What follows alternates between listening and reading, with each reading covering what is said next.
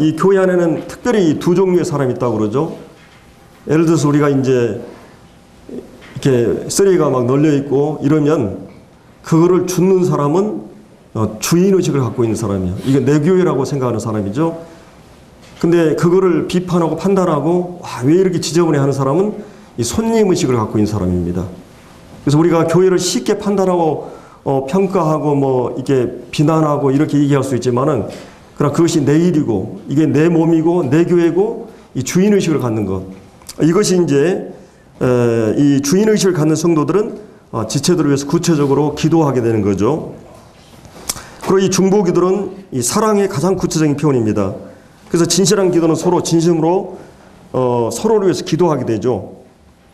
기도는 우리 마음속에 성도들을 살아있게 하는 방법이라 그랬어요. 기도하면서 우리는 누구를 미워할 수 없거든요. 그래서 우리는 어떤 성도들을 위해서 주님이 너희를 핍박하는 자로 해서 기도하라 그랬어요. 왜 그랬을까요? 여러분들 그런 경험을 했을 겁니다. 성도들은 나를 어렵게 하고 이유 없이 뭐 나를 미워하거나 무시하거나 또 이런 성도들이 있을 수 있어요. 또 뭔가 이렇게 무례하게 행하고 상처를 주기도 하고 왠지 그 성도들에 대해서는 이 인간이 본성적으로 나한테 잘한 사람에게 잘하게 되고 못하는 사람 못하게 돼 있잖아요. 근데 하나님 말씀에는 우리에게 잘한 사람만이 아니라 못한 사람에게도 사랑할 것을 요구하고 있죠. 그래서 그것 때문에 마음에 고민이 되고 그것 때문에 마음이 이렇게 이제 절망이 되기도 하고 그래서 주님 앞에 그 성도들을 위해서 나를 어렵게 하고 핍박하는 자를 위해서 기도할 때가 있을 거예요. 근데 이상한 사실은 기도하면서 주님이 이런 회복을 주실 경우가 있습니다. 그러니까 우리를 구체적으로 어렵게 하는 성도들을 위해서 성경은 가장 먼저 해야 될 일은 기도하라 그랬어요. 기도하다 보면 하나님 앞에서 그를 대면하게 되고 그래서 하나님이 나를 어떻게 용서하셨는가를 이해하면서 이 하나님 앞에 선 훈련이 되면 이런 부분은 하나하나 해결될 수가 있습니다. 그래서 우리가 이제 아브라함도 중보기도로 했고 우리가 백부장의 하인이 그 자기의 하인을 위해서 주님께 와서 간구하는 것들을 보게 되면서 우리가 이런 그 지체들을 위해서 그 기도하는 그리고 이제 중보기도는 성도들을 위해서 바라는 축복을 얻을 수 있는 확실한 방법이기도 합니다. 그래서 이제 이 사도 바울은 골로새 성도들에 대한 소식을 듣고 어떻게 했어요? 9절에 보면 이로써 우리도 듣던 날부터 너희를 위해서 기도하기를 그치지 아니했다. 이 소식을 들을 때부터 즉각적으로 기도했고 그 다음에 꾸준하고 지속적으로 기도해 왔다고 말하고 있죠. 그래서 이 간구는 기도의 본질의 핵심입니다. 내적인 갈망은 기도의 생명의 중심이요 실제입니다. 그래서 우리는 기도라는 형식을 취하지 않고 말로 표현하지 않더라도 우리의 마음에 기도로 바라는 경우가 있죠. 마치 이 구두쇠가 항상 자신의 돈에 대해서 말하지 않지만 언제나 불을 강망하는 것 같이 성도는 사랑하는 사람에 대해서 늘 사랑하는 사람의 유익을 위해서 마음에 소원하고 기도하게 되어 있는 것입니다. 그래서 여기 이제 사도 바울은 중보 기도에 대한 부분을 얘기하고 있는데 우리가 이제 오늘 이 본문에서 세 가지 정도를 생각해 볼 것입니다. 하나는 그 사도 바울이 이 지혜와 총명을 통해서 얻기를 바라는 것이 무엇이었는가? 정말 이 하나님께서 우리에게 지혜를 주시고 또 총명을 주시고 거기에 이제 9절에 나오죠. 너희로 하여금 모든 신령한 지혜와 총명에 신령한 지혜와 총명. 여러분들 이제 지식이라는 말과 지혜라는 말의 차이를 알 겁니다. 지식은 뭔가를 아는 거죠. 물론 이제 관념적인 것을 아는 것도 있고 실제적이고 경험적인 것으로 아는 것이 있어요. 성경은 많은 부분에 있어서 우리가 이제 이 알기를 바라십니다. 하나님은. 근데 이제 이 지식이라고 하는 건 아는 것인데 지혜라고 하는 것은 이 알고 있는 것을 활용하는 능력, 이 활용하는 기술, 이 활용하는 방법을 말하는 것입니다. 내가 아무리 많은 지식이 있어도 어떤 그것이 적재적소에 그것을 활용할 수 있는 능력이 있어야만이 그것이 내게 유익이 되고 그러게 되죠. 그래서 특별히 성경은 이 두 가지를 같이 쓰기도 하고 하나님을 경외하는 것이 우리가 지식의 근본이다. 또 어떤 경우는 지혜의 근본이다. 이렇게 말하고 있는데 여기서 그 총명이란 말은 우리가 어떤 사람이 참 총명하다, 똑똑하다 이런 말을 할 때 이 총명이라는 말을 쓰는데 우리가 여기에 보면은 여러분들이 영어 성경에 보면은 그 understanding이라고 하는 말이에요. 그러니까 이건 총명이라는 말은 이해하는 능력을 말해요. 이해하는 능력을 통해서 뭐가 들어와요? 지식이 들어오는 것입니다. 그래서 총명은 뭔가를 알 수 있게 하는 통로와 같아요. 뭔가 이해하고 깨닫고, 그래서 여기 보면 이제 아까 우리 6절에 그런 말씀이 있었죠. 은혜를 깨달은 날. 이건 성령이 눈을 딱 뜨게 하면서 직관적으로 순간적으로 깨닫게 하는 것을 얘기해요. 물론 이제 우리가 어떤 사람을 경험으로 알 수 있어요. 시간을 하면서 그 사람을 겪어보고 또 사계절을 겪어보면서 또 같이 일을 해보면서 네크레이션 하면서 그 사람을 겪어보면서 하는 경험으로 아는 지식이 있고, 주님이 직관적으로 눈을 뜨게 해서 이미 알고 있는 관념적인 지식들이 이런 의미가 있구나 하는 걸 딱 깨달은 적이 있어요. 성령은 이렇게 깨달은 은혜를 주세요. 그러니까 이제 이 성경이 깨닫게 함으로써 그거 지식이 내 것이 되고 실제적인 이해할 수 있는 능력이 되는 거죠. 그래서 총명이라고 하는 것은 지식을 내 안에 입수하는데, 지식을 담는 과정에 사용되는 것이라면, 지혜라고 하는 것은 그 알고 있는 지식이, 저장된 지식이 실제 내 삶에서, 가정에서, 직장에서, 또 어떤 위기 상황에서 순간적으로 대응하고 활용할 수 있는 능력을 지혜라고 그래요. 그래서 이건 다 필요한 거죠. 근데 이제 여기서 사도 바울이 이 신령한 지혜와 총명의 목적이 무엇인가? 거기서 이제 그 9절에 나온 하나님의 뜻을 아는 것으로 채우게 하시고, 우리 아까 찬송, 우리가 문영자하고 사전에 그런 얘기 안 왔는데, 이 성령께서 하나님의 뜻에 대한 찬송을 하게 했어요. 근데 오늘 사실은 이 기도에 이 헬라어에는 주동사가 있어요. 주동사는 9절, 10절에 나오는 하나님의 뜻을 아는 것으로 채우게 하시고, 가득 채우게 하시고, 그 다음에 그 채운 것을 실행하는 이 두 가지 기둥이 있죠. 그러니까 이제 9절에 나오는 것은 하나님의 뜻을 아는 것으로 채우게 하시고, 아까 이제 이 총명이라고 하는 것은 무언가를 깨닫고 아는 내 안에 지식을 채우는 것을 얘기했죠. 근데 지혜라고 하는 것은 삶에 그것을 실제적으로 적용하는 것을 얘기해요. 적용하는 거. 그게 이제 지혜거든요. 근데 여기 이제 10절에 나오는 주께 합당하게 행하여, 이 두 가지가 하나님의 뜻을 아는 걸 채우게 하시고, 그 다음에 그 아는 것을 실행하는 것이 주동사예요. 이 헬라에는 주동사가 있거든요. 이 동사 가운데. 그거로 이제 나머지 네 가지는 분사예요. 주동사로 수식하는 이 분사들입니다. 그래서 이제 여기 보면은 정말 하나님의 뜻을 알고 그 하나님의 뜻을 실행하게 되면 하나님을 기쁘시게 하고, 선한 열매를 맺게 되고, 능력을 쫓아 행하게 되고, 하나님 안에서 성장하게 되고, 그 다음에 감사하는 자가 된다. 이것이 오늘 이 본문의 중요한 핵심이 되는 것입니다. 그래서 우리가 이제 이 하나님 말씀을 통해서 이 사도 바울은 먼저 이 지혜와 총명의 목적이 무엇인가? 그 뭐예요? 하나님의 뜻을 아는 것으로 채운다. 이것은 충만하게 된다. 지배한다는 말이에요. 마음에 가득한 것을 입으로 말한 것처럼, 여러분 텔레비를 많이 보면 텔레비 얘기를 해요. 드라마를 많이 보면. 여러분이 성경을 많이 보면 계속 말씀을 묵상하게 되면 그 얘기를 하게 돼요. 우리 성도들을 딱 보면 이 사람이 평소에 무엇에 생각을 많이 하고 있는가, 이거를 알 수 있기 위해서는 이 대화를 해보면 금방 나와요. 이 속에 있는 게 금방 터져 나오거든요. 마음에 가득한 것이 입으로 이렇게 삶으로 표현되기 때문에. 그래서 이제 하나님의 뜻을 아는 것으로 충만하게 해달라고 이제 여기서 기도를 하고 있습니다. 그래서 여기서 이제 나오는 이 하나님의 뜻을 아는 것으로 채우고, 하나님 아는 것으로 자라게 하시고, 그래서 이 전체 문맥을 보면 열매를 맺게 한다, 주님을 기쁘시게 한다, 이 모든 말씀들은 이 영적인 성장을 위한 기도를 얘기하고 있어요. 이 예수 그리스도라는 지식을 통해서.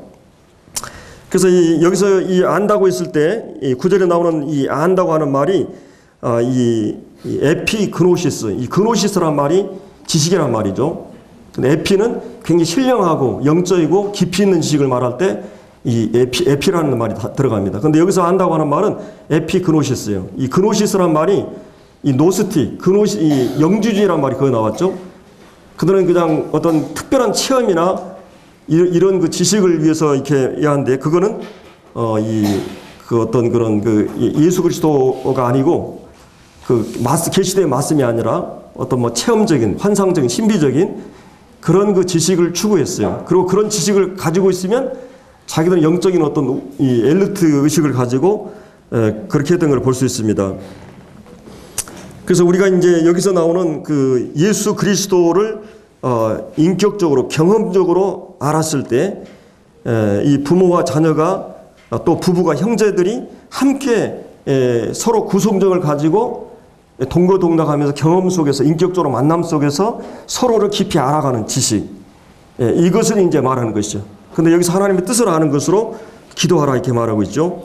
그래서 우리가 이 지식은 어떤 지식이고 이 지식의 성격은 무엇인가 했을 때 이거는 실제적인 그런 지식을 얘기해요. 여러분이 제 아내를 여러분들은 관념적으로 알 수 있어요. 제 아내를 얼굴을 알고 피상적으로 알 수 있습니다. 그러나 저는 제가 함께 하면서 모든 성격을 깊이 있게 다 경험해서 알아요. 깊은 것을. 그래서 제가 예를 들어서 송찬호 형님이나 박조 형제님을 그냥 그 피상적으로 알았어요. 근데 그 형제님 밑에서 6년 동안을 또 몇 년 동안을 설교를 들었어요. 또 어떤 형님은 설교 테이프를 다 갖다가 이제 들었습니다. 초기에 왔을 때. 그리고 막 이제 이런 GNTV를 통해서 설교를 쭉 들으면서 그 형님들의 영적인 그런 그 세계에 대해서 그 실제적으로 많이 깊이 있게 알게 된 거죠. 그래서 개인적으로, 인격적으로, 계속적으로 아는 그런 지식을 말합니다. 이 하나님의 뜻을 안다고 하는 말은 그런 말을 의미하고 있어요. 그래서 우리가 이제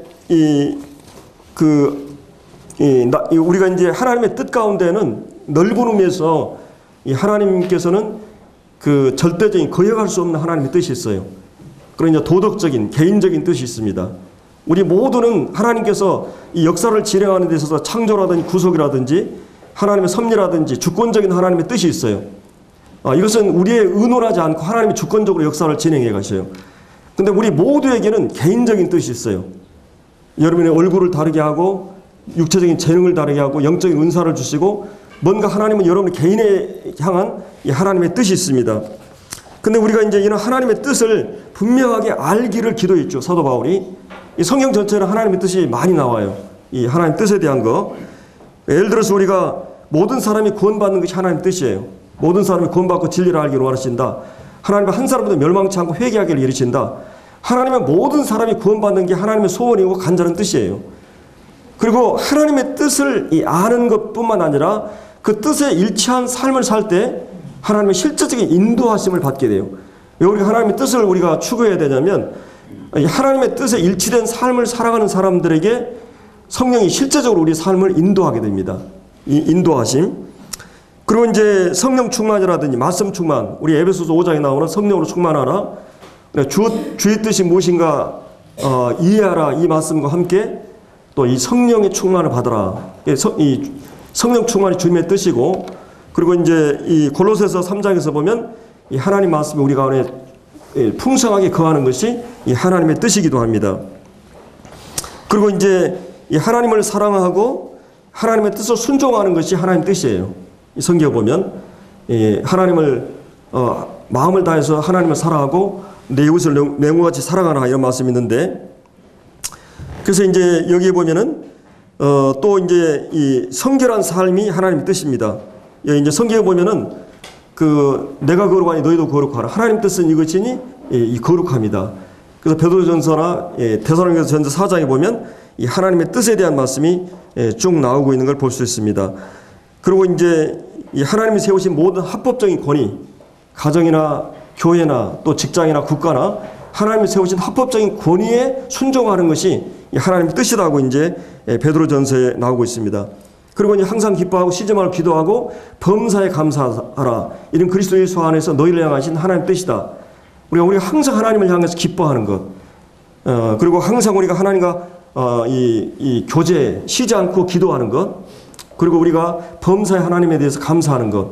이것은 하나님의 뜻이라고 이제 이 말을 하고 있습니다. 자, 이것을 정리하면 이 하나님의 뜻은 이 신적인 주권성을 표현하는 것이에요. 하나님이 이 하나님의 뜻을 가리켜서 이 에베소서 1장에 보면 하나님은 그의 기쁘신 뜻대로 만세 전에 우리를 그 뜻을 따라 예정하셨다. 그러니까 이 뜻이란 말이 계속 나옵니다. 이 에베소서에 보면 하나님께서 하나님의 이 구속에 대한 우리 개인에 대한 구원에 대해서 이 만세 전에. 그리고 하나님은 그가 가지고 계신 그 뜻에 대해서 기뻐하십니다. 능동적으로 하나님은 역사하는 하나님입니다. 신적인 주권성을 표현하고 하나님 뜻은 또 신적인 거룩성을 표현해요. 아까 하나님의 뜻은 이것이 너희 거룩함이다. 하나님 본질적으로 거룩하신 분이기 때문에 하나님의 거룩을 요구하고 거룩하지 못한 우리를 변화시켜서 거룩한 사람으로 만들기 위한 것이 하나님의 뜻입니다. 또 이 신적인 지혜의 표현이에요.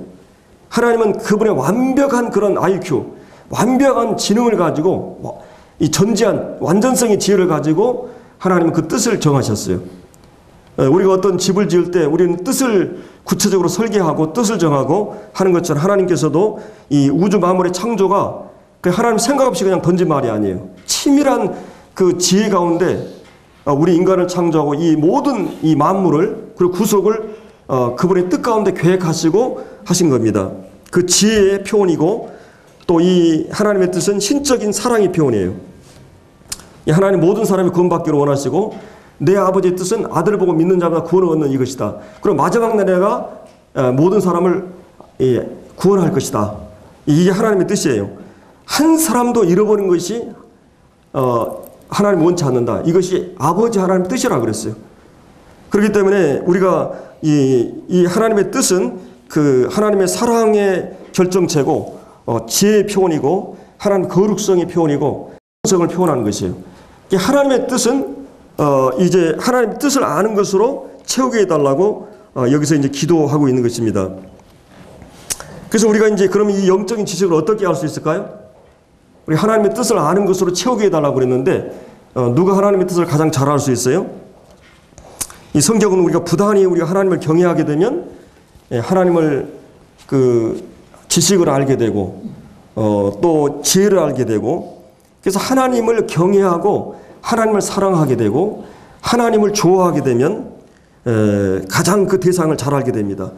우리가 이제 청소년들이 막 그 요즘 막 이 가수라든지 이런 사람을 잘 알게 되는 것은 그들을 좋아하기 때문에 여러분들 얼마나 주님에 대해서 주님의 뜻을 아는 것으로 채워져 있습니까? 여러분 주님을 사랑하십니까? 정말 주님을 존경하고 경외합니까? 그들의 마음에서부터 그분을 알고 싶어하는 열망이 우리에게 일어나는 것입니다. 하나님 말씀을 공부하게 되고 하나님의 뜻이 이 가운데 다 드러나 있기 때문에 그래서 그 말씀을 순종하기를 기뻐하고 하나님 말씀을 아는 것뿐만 아니라 순종하게 될 때 그 말씀을 실제적으로 알게 됩니다. 그래서 요한복음 7장 17절에 보면 이 뜻이 하나님께 온 것을 너희 한번 순종해봐라 그랬어요. 그럼 이것이 하나님께로부터 온 것을 알 수 있다 그랬어요. 하나님 말씀을 순종하게 될 때 실제적으로 내 것이 되는 것을 우리가 이제 볼 수가 있습니다. 그래서 이제 여기에 나오는 무엇보다도 이 골로새 지역에는 이 헬라의 많은 그런 철학적인 사상, 영지주의적인 사상, 오늘날로 얘기하면 지금 현재 대부분의 이 사상은 이 철학은 심리학의 영향을 받고 있죠. 특별히 인간 중심의 사상이죠. 인본주의 사상입니다. 그리고 이제 예를 들어서 뭐 이 쾌락주의, 황금만능주의, 또 배금주의, 모든 것이 경제 원리로 돌아가는 실용주의적인 이 돈이 모든 것에 맞는 거로 생각하는 그리고 사람들은 돈을 위해서 자기 인생과 모든 걸 걸게 되는 돈이 인간의 많은 것을 이 땅에 살아가는 동안에 많은 걸 해결해 줄 수 있으니까 당장 돈이 저금통에 이렇게 빵빵하게 되면 사람들이 막 힘이 있잖아요, 얼굴에. 그리고 이제 주머니가 두둑하면은 어디 가서 당당하게 되고 그리고 뭔가 이렇게 어떤 불치병이나 난치병이 갑자기 와도 돈이 있는 사람은 그렇게 걱정을 안 해요. 이게 건강에 대한 문제, 그리고 우리가 아이들 교육에 대한 문제, 많은 문제들이 우리가 실제 살아가면서 돈이 많은 것을 해결해 주기 때문에 사람들은 이 돈이 신이 되어 있고 돈이 우상이 되어 있어요. 그래서 돈이 주인이 되어 있습니다. 그래서 이런 이 돈이 중요하다는 사상이 지배하고 있는 이 시대에 그리고 이제 쾌락주의적인 그 다음에 실존주의적인 이런 이 자기가 느끼고 좋은 대로 행동하는 이런 그리고 이 다원주의 어떤 절대 권위가 무너지고 가면 갈수록 교회도 가정도 이 사회도 이제 이 무정부주의적인 상태로 흘러가고 있는 권위가 무너지고 있는 절대나 객관이 무너지고 있는 사람들은 자기 옳은 대로 생각하고 이 사사시대처럼 자기 속에는 옳은 대로 행동하게 돼 있어요. 이 권위가 가장 도전을 받고 있는 시대에 우리가 살고 있어요. 민주주의도 그렇고. 그래서 우리 모든 사람들은 이런 경쟁과 비교라는 그런 이 싸움터에 던져진 거예요. 이런 가운데서 하나님을 아는 지식, 이런 이 헬라의 그런 사상과 또 많은 이단들이 범람하고 있는 이 골로새 지역을 위해서 바울이 무엇을 위해서 기도할까?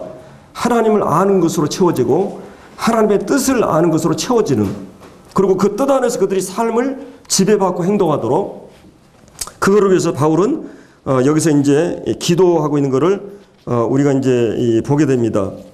여러분들이 우리가 잘 아는 신천지라든지 뭐 하나님의 교회라든지 이런 데가 얼마나 많이 막 불과 한 4, 5년 만에 어떤 경우는 막 100만이 되고 뭐 10만이 되고 그럽니다. 막 이단들이 막 무섭게 막 우유죽수처럼 번져지고 있는 이런 시대에 우리 하나님 말씀으로 무장하지 않으면 모든 것이 비슷한 것 같은데, 여러분들 오늘날 이 일반적인 이 교회에서 다 복음을 얘기합니다. 그렇죠? 정말 예수님에 대해서, 복음에 대해서 정확하게 얘기해요. 근데 항상 이 복음은 어떤 과정을 통해서 답이 주어져야 돼요. 여러분 수학 문제 참고서에서 그냥 답만 알고 시험 문제 그냥 외워가지고 쓰는 사람하고 고민하고 막 씨름하다가 이거를 과정을 통해서 푸는 사람하고는 달라요. 실력이. 그렇잖아요? 내가 그것을 어떤 과정을 통해서 이해하고 안 것하고 그냥 답만 제시하는 것하고 다르죠. 근데 오늘날 하나님에 대한 회개와 하나님이 어떤 분인 걸 알게 되고 그분의 거룩한, 그리고 나를 알게 되고 내가 하나님의 죄인이고 그 하나님의 이 공의 앞에서 심판과 저주 아래 있구나, 하나님의 진노 아래 있구나, 지옥 갈 수밖에 없구나, 이런 심각한 현실을 알고 내가 정말 무서운 질병에, 나치병에 걸렸다고 하는 거 아는 사람은 정말 이 구원받아야 되겠다, 질병을 치료해야 되겠다, 답을 얻어야 되겠다고 생각하는 거예요. 그럼 하나님에 대한 회개가, 죄에 대한 인식이 있는 사람에게 예수 그리스도에 대한 믿음을 제시할 수 있어요. 답을. 근데 이런 과정이 없이 답을 알고 있어요. 그들은 믿음이 굉장히 피상적이에요. 굉장히 관념적이고 추상적입니다. 그냥 그냥 뭐 수박을 맛을 이론적으로 아는 것하고 맛을 보고 아는 건 달라요.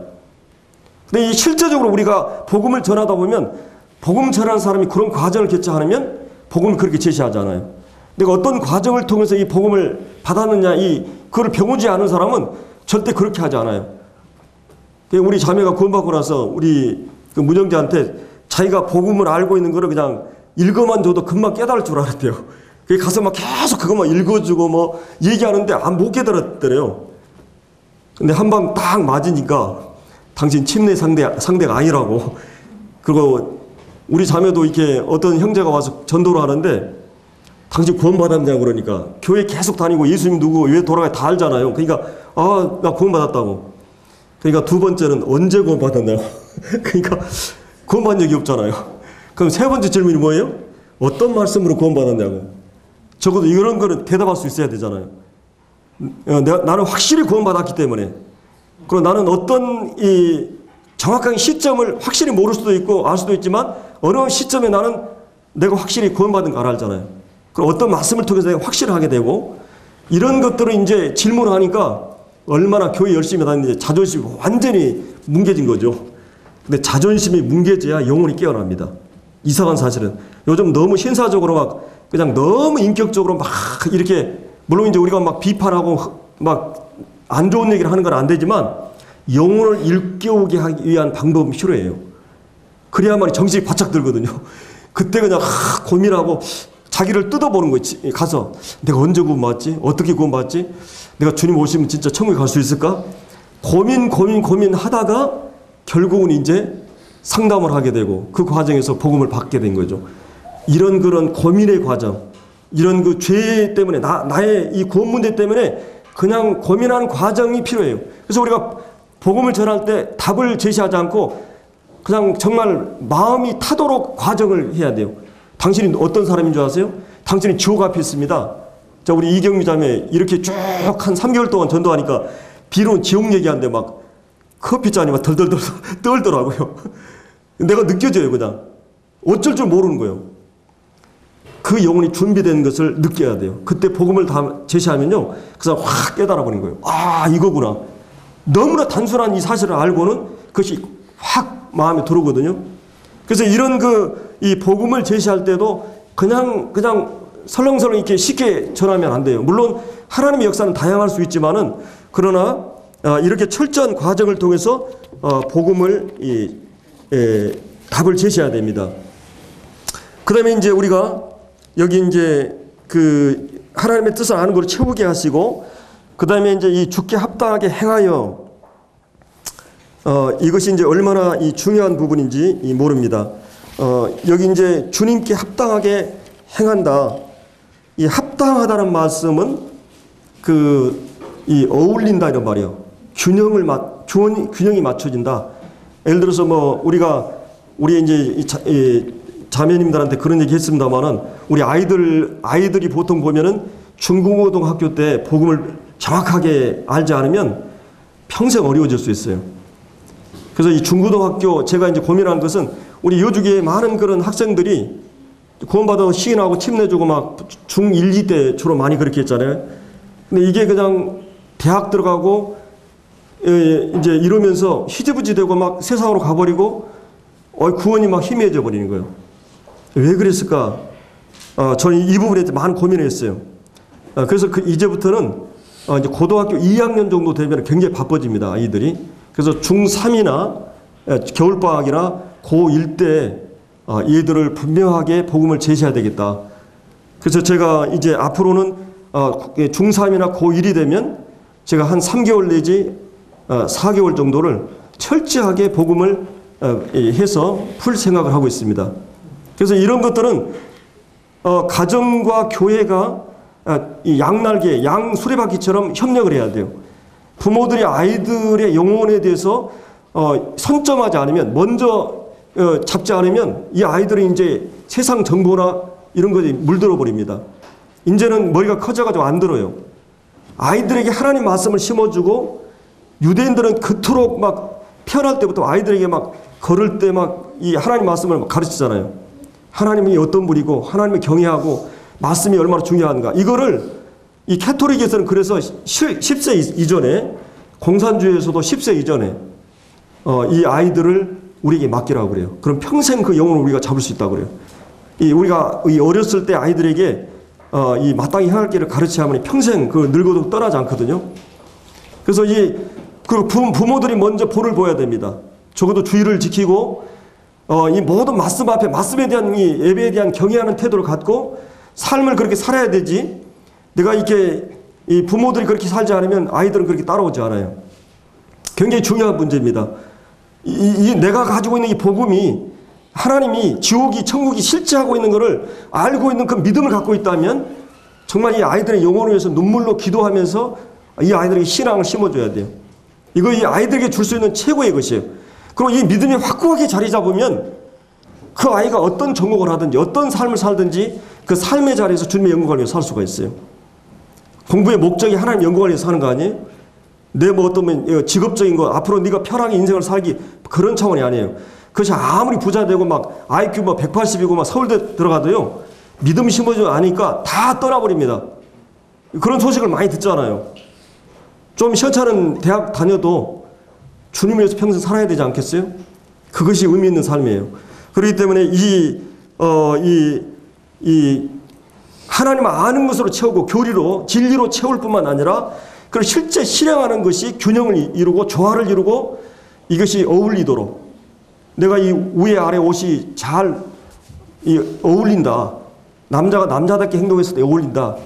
내가 복음이 합당하게 생활하라. 부름이 합당하게 생활하라. 이것은 내가 하나님의 부름을 받은 자로서, 하나님의 자녀로서 그 합당하게 어울리게 행동하라는 말이에요.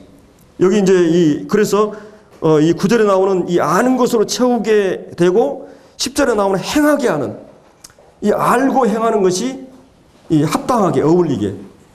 여러분이 주님께 부름을 받았잖아요. 그래서 주 예수님께 합당히 여김을 받도록 주님과 동행할 만한 이 가치를 지닌, 주님과 교통하는 데 일치하는 방식으로 이 합당하게. 그래서 예수님에 가서 많은 것을 알고 생활에 예수님과 행하는, 점차적으로 그리스도의 성품을 닮아가고 온전히 이 죽게 하듯 살아가는, 주님이 이 땅에 오셔서 그 겸손과 온유, 자기 희생과 헌신, 섬김, 이 관용과 인내, 이 사랑과 이 거룩, 정직, 이런 하나님과 하나님을 아는 지식으로 하나님의 뜻으로 우리 주님은 가득 채워졌어요. 그래서 주기도문 할 때 하나님의 이 거룩, 이름이 거룩히 여김을 받고 하나님 나라 임하옵시고 뜻이 하늘에서 이룬 것 같이 땅에서 이루어지이다. 이 하나님의 뜻을 위해서 기도합니다. 주님 평생 하나님의 뜻을 아는 것으로 충만히 있었어요. 주님은 자기의 소원과 자기의 욕망을 위해 살지 않았어요. 하나님의 뜻과 하나님의 소원을 위해서 살았어요.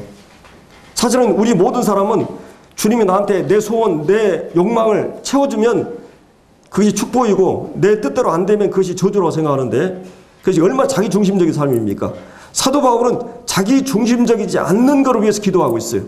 정말 내 삶에서 하나님의 뜻과 소원이 이루어지는 것. 그래서 내가 고난스럽고 불편하고 힘들어도 하나님 뜻을 위해서 사는 것을 위해서 기도하고 있는 것이에요.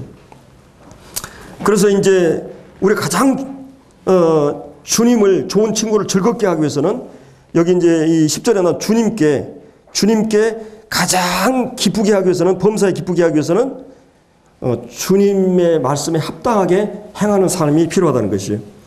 그래서 우리는 이제 아침부터 저녁까지 무엇을 하든지 주님을 기쁘시게 하는데 힘써야 되고 먹든지 마시든지 무엇을 하든지 우리의 모든 동기는 바로 주님을 기쁘시게 해야 됩니다.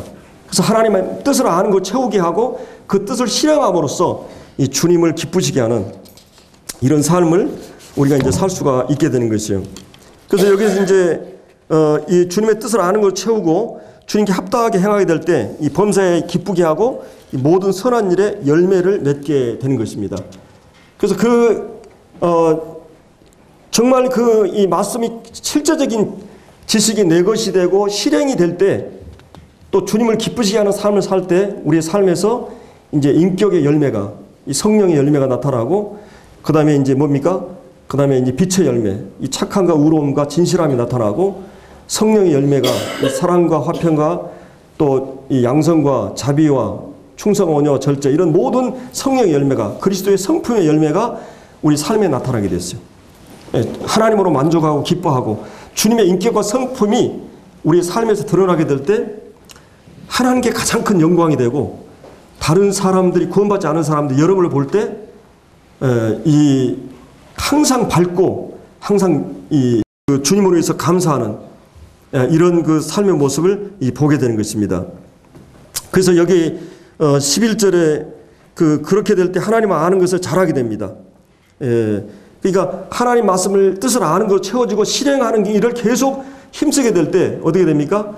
선한 열매가 인격의 열매가 드러날 뿐만 아니라 하나님을 아는 것에서 자라게 돼 있어요. 영적인 성장이 이루어지게 되는 것을 말하고 있어요. 그리고 이제 11절에 난 그의 영광의 힘을 따라 모든 능력으로 능하게 하시며 이 영광의 힘은 어디서부터 옵니까? 하나님의 영광의 힘, 예수 그리스도의 얼굴에 하나님을 아는 영광을 아는 빛을 우리에게 비쳤다 그랬어요. 그러니까 하나님의 이 예수 그리스도의 얼굴에 하나님의 영광이 드러났어요. 그러니까 이 예수님 안에서 하나님 되심이 드러날 때 우리는 영광이 나타났다고 그래요. 그래서 이 물로 포도주를 주님이 기적을 행할 때 하나님의 영광이 나타났다는 표현을 하고 있어요. 그래서 우리가 이 예수님에게는 육체적으로 하나님이셨잖아요. 이 안에는. 근데 육체로 가리우셨는데 사도 요한도 그 영광을 받았다 그랬어요. 독생자의 영광, 은혜와 진리가 충만하다. 근데 그것을 예수님과 같이 살아보니까 하나님의 거룩함을 경험했어요. 하나님의 사랑을 경험했어요. 하나님의 이 전능 능력과 지혜를 경험했어요.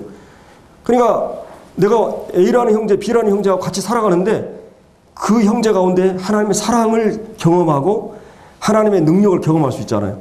근데 이 영광의 그래서 이 계시록 1장에 보면 예수님이 그 계시록 1장에 자신의 이 광채를 드러내거든요.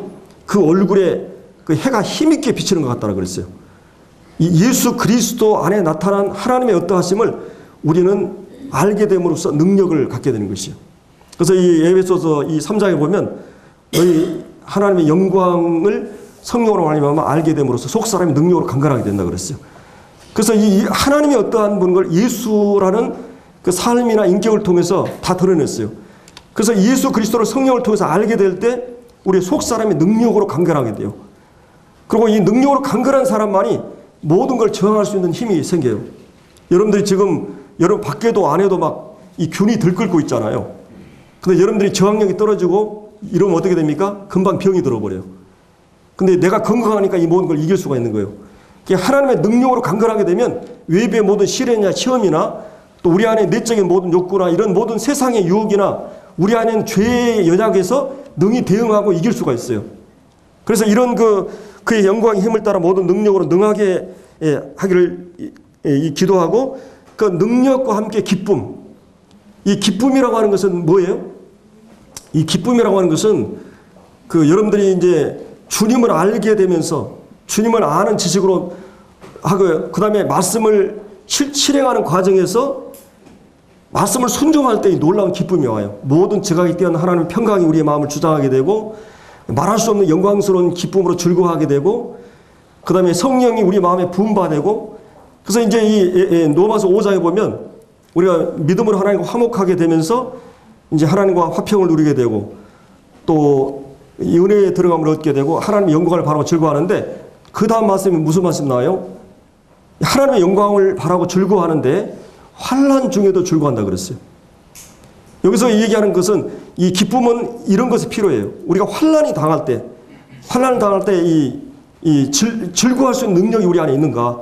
그 즐거워할 수 있는 능력이 있게 될 때 능히 이것을 이겨낼 수 있어요. 마치 부모가 자식을 사랑하게 되면 사랑하는 힘이 자식에 대한 즐거움으로 사랑의 힘으로 자식을 섬겨 나갈 수가 있어요. 모든 그런 이 고난이나 역경이나 이런 것, 병들어서도 이게 치유될 수 있다고 희망이 있다면 그 궁극적인 즐거움을 가지고 이 주님도 어떻게 했어요? 믿음의 주 온전케 하신 예수 그리스도를 바라보라 그러면서 그 앞에 있는 즐거움을 위해서 십자가를 참았다 그랬어요. 그 앞에 있는 즐거움이 오늘 십자가를 참게 했어요. 하나님을 사랑하고 영혼을 사랑하는 사랑의 힘이 주님의 고난을 이기게 했어요. 그리고 이제 모든 그 핍박과 이런 유대인들의 이런 십자가까지 가는 모든 과정에서 모욕과 수치와 멸시 이 모든 것을 이겨나갈 수 있는 힘을 주셨어요. 환경으로부터 오는 모든 고난을 이기게 하고 인간관계로부터 오는 모든 멸시와 상처를 이기게 했어요. 이 기쁨이라고 하는 것은 영적인 기쁨. 이것이 얼마나 중요한지 몰라요. 이게 이 모든 주님을 알게 됨으로써 오는 능력이고 기쁨이에요. 즐거움이에요. 사랑으로부터 오는 힘이고 그 다음에 우리가 믿음으로부터 오는 힘이고 믿음은 뭐라 그랬어요? 바라는 것도 실상이라고 그랬어요. 그러니까 미래에 있는 것이 현재 내 안에 오늘 현재 즐거워해요. 제가 예를 들어서 우리 혜진 혜선한테 너희들 이 전자 사전 컴퓨터를 사주겠다. 앞으로 3개월 후에 사주겠다. 근데 우리 아빠는 거짓말하지 않아. 또 그 정도 살 줄은 있어. 그러니까 3개월 후에 그 컴퓨터가 내 것이 될 것에 대한 소망을 가지고 믿음을 가지고 오늘 현실에서 그것에 대한 꿈을 가지고 살아가는 것이죠. 우리가 천국에 대한 하늘에 대한 소망을 우리는 그렇게 붙잡고 있는 거죠. 우리 하나님은 거짓말에서 안 당하는 이 말씀의 약속을 붙들고 믿음이 생겼어요. 그 믿음으로 소망하면서 오늘 현재의 삶이 그 소망의 지배를 받고 있는 것이죠. 그래서 이런 믿음과 사랑과 소망이라고 하는 것이 우리를 기쁨을 가져오게 합니다. 그래서 결국은 그 믿음과 소망의 사랑은 하나님 말씀을 깨닫고 아는 것을 채우게 하고 그 말씀을 실행하는 과정에서 더욱더 그것이 충만하게 될 것이요. 이 하나님의 능력과 그 다음에 이 기쁨으로.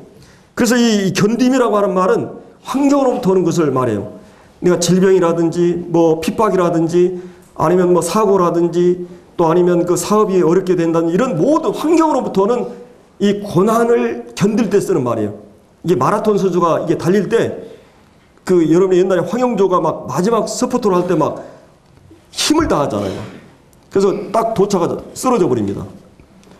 그 마지막까지 그 마라톤 선수가 견딘다고 했을 때 쓰는 말이에요. 견디다 하는 말이. 이 견딤, 모든 견딤.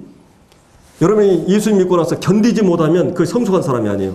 폭발해버리고 모든 걸 막 짜증을 내버리고 불평하고 근데 그 가운데서 감사할 수가 있어요. 그 가운데서 항상 기뻐할 수가 있어요. 주님을 아는 힘이 있다면, 믿음이 성장했다면 이 모든 걸, 그리고 참음이란 말은 인간 관계로부터 오는 시련을 참는 것이요. 이유 없이 내가 멸시를 당하고 모욕을 당하고 또 상처를 당하고 무시를 당하고 이건 간단한 문제가 아니에요. 여러분들이 한번 당해봐요. 여러분의 입에다 조영재가 뭐 어떻다? 그럼 내가 아무 초연하고 있습니까? 아주 엉뚱한 얘기를 들었다. 비난을 받았다. 막 내 인격에 대한 그 견디기 힘듭니다. 그것을 막 잠 못 이루는 밤이 돼요.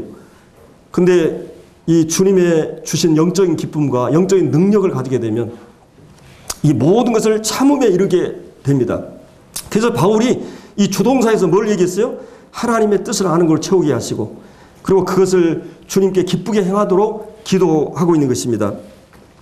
그래서 이제 마지막으로 거기 이제 12절에 보면은 마지막에 그런 말씀이 있죠. 우리로 하여금 빛 가운데서 성도의 기업의 부분을 얻게 합당하게 하신 아버지께 감사하게 하시기를 구하노라. 계속 그 기쁨과 감사하기를 구하라. 그런데 이 감사하기를 구하는 그 기도는 어떤 기도였습니까? 여기에 우리로 하여금 빛 가운데, 여러분들이 지금 전에는 어둠이었는데 지금 빛 가운데 있어요. 그렇죠? 빛의 자녀들이 되었어요. 빛의 소속과 관계가 형성되어 있어요. 놀라운 일입니다. 어두운 데서 불러내 그 기이한 빛에 들어가게 했어요, 우리를. 우리는 이제 빛의 자녀고, 우리는 주님의 빛을 따라서 가고 있는 자들이야. 빛 가운데 13절이 설명을 했죠. 그가 우리를 이 흑암의 권세에서, 이 흑암의 권세, 이 사단의 권세, 영적인 어둠의 권세에서 우리를 건져내사 그 사랑의 아들의 나라로 옮기실 것이다요. 옮겼어요. 이미 우리는 그 영토 아래 있어요. 은혜 아래 있어요. 우리는 빛 가운데 있습니다. 우리 이제 하나님의 통치 아래 있어요. 이 영광스러운 사랑의 은혜의 영역 안에 빛 가운데 있습니다. 우리는 이 빛 가운데 성도의 기업의 부분을 얻게 합당하게 하신, 이제 이미 법적으로 신분적으로는 주님 나라의 기업을 이제 이미 영광스러운 유산을 받을 것을 약속받은 뿐만 아니라 거기에 그 기업을 관리할 수 있는 수준에 합당한 자로 만들어가는 일을 하나님이 하셔요. 이 두 가지 의미가 다 있어요. 우리는 이미 기업을, 내가 이건희 회장 아들로 태어났다 그러면 이제 이 기업은 내 것이에요. 그리고 그 아들이 태어나면서부터 이제 그 기업이 회장이 될 때까지 수업이 시작이 돼요. 거기에 합당하게 하신 아버지께 감사하기를 원하노라. 그래서 이 복음의 이 특징, 본질의 내용은 잘 요약해주고 있죠. 여기서 그 뭐예요? 이 복음은 예수 그리스도 안에서, 예수 그리스도 안에 하나님께서 어떠한 일을 하셨는가를 말하는 것이죠. 근데 그때 당시 때 거짓 가르침은 그리스도의 인격을 헐뜯고 사역을 가치를 떨어뜨리고 주님의 그 인격을 격화시키고 사역을 축소시키고, 그리고 막 할례나 율법이나 막 이런 이단적인 사상을 가지고 이 복음에다가 덕지덕지만 붙여 놓으려고 그랬어요. 바울은 그것이 아니다는 것이요. 예수 그리스도가 완전한 복음이다. 하나님의 그 예수 안에 모든 것을 우리에게 계시하셨다. 이 얘기를 한 거죠. 그래서 우리 전도의 가장 중요한 임무는 복음이 무엇인가를 정확하게 선포하는 것이에요. 그래서 그리스도인의 주요 특징은, 거듭난 성도들의 주요 특징은 뭐냐면 언제나 이 하나님이 하신 일에 대해서 감사와 찬양을 하고 싶은 욕구가 일어난 것이에요. 이것이 아니면 그리스도인이 아닙니다. 여러분 복음서에 나타난 마리아가 내 영혼이 주를 찬양하며 내 마음이 하나님 내 주를 기뻐하면, 사가랴도 또 이 천사도 찬송하리로다. 그리고 이제 우리가 잘 아는 그 베드로도 찬송하리로다. 말할 수 없는 하나님의 은사 때문에 하나님께 감사한다. 이 바울도 베드로서 1장에 보면 우리를 거듭나게 산소망 있게 하시고 찬송하리로다. 여러분 에베소 1장 3절로 찬송하리로다. 성부 성자 성령을 통해서 주신 복에 대해서 여러분 계시록 4장 5장에도 보면 신약 성경 전체는 하나님이 우리 가운데 행하신 일을 아는 사람들은 그 하나님을 향해서 찬양과 감사와 영광을 돌리고자 하는 것으로 고무받았어요. 여기 12절에 나오는 우리로 하여금 빛 가운데 성도의 기업을 얻게 합당하게 하신 이 일을 누가 하셨다고요? 누가 이 일을 하셨다고요? 그 일을 하신 분이 누구라고요? 하나님이세요. 그 하나님께 감사하게 하시기를, 너희들은 늘 그분 앞에 감사하게 하기를. 그리고 이제 거기에 13절 14절에서 그가 바로 이 하나님이. 그래서 왜 기독교에 이 찬양과 감사가 있는가? 왜 신약 성경에 감사와 찬양으로 가득한가? 그 이유는 구원이 하나님에 의해서 완전히 이루어졌기 때문에, 이 일을 이루신 분이, 큰 일을 이루신 분이 하나님이기 때문에 우리는 그 하나님 앞에 찬양을 하는 것이, 복음도 우리에게 무엇을 하라고 하지 않아요. 하나님 우리 가운데 행하신 일을 선포하는 것이 복음입니다. 구원은 하나님 아버지의 은혜, 값없는 은혜. 이 죄인 되었을 때, 우리가 하나님 앞에서 원수 되었을 때, 경건치 않을 때 우리에게 사랑을 나타내신 하나님이 완전하게 이루시고 계획하시고 아들을 통해서 이루시고 성령을 통해서 우리 안에서 이 복음을 깨닫게 하신 삼위 하나님의 완전한 사역을 통해서 오늘 내가 된 것이에요. 그 나는, 그 하나님을 향해서 우리는 찬양하고 싶은 마음이 충동을 갖고 있는 것이요. 이것이 바로 이제 이 복음의 놀라운 것을 말하고 있습니다. 그래서 우리가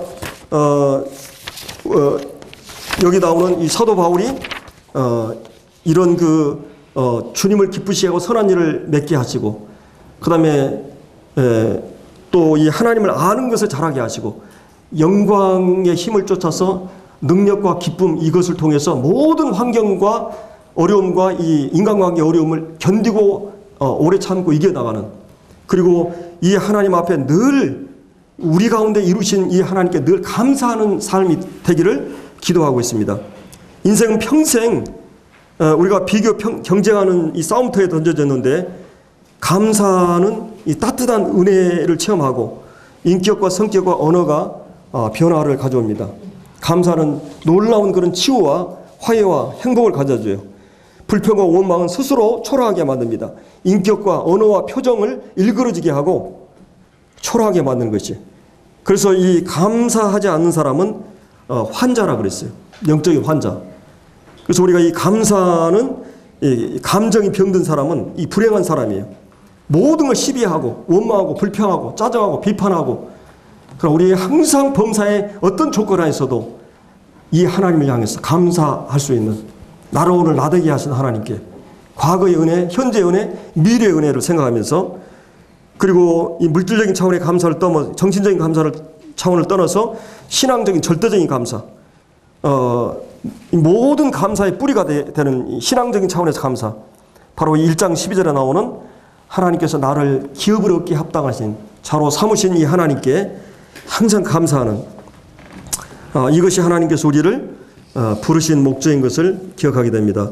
그래서 우리가 사도 바울이 기도한 내용들을 생각하면서 우리가 하나님께 이 영적인 지식을 통해서, 또 이 영적인 지식이 충만하고 실행함을 통해서 어떤 결과가 나타나는 것을 우리가 함께 살펴보았습니다.